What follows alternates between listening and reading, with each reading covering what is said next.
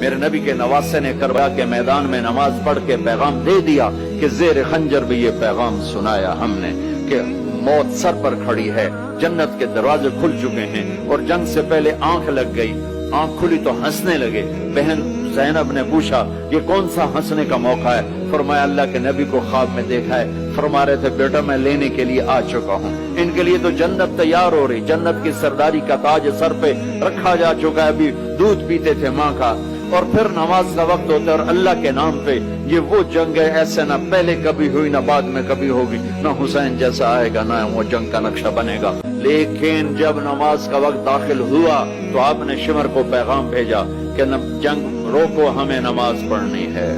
ان کا ہم جنگ نہیں روکیں گے، ان کا ہم نماز نہیں چھوڑیں گے، کہ تم ادھر آ ستمگر،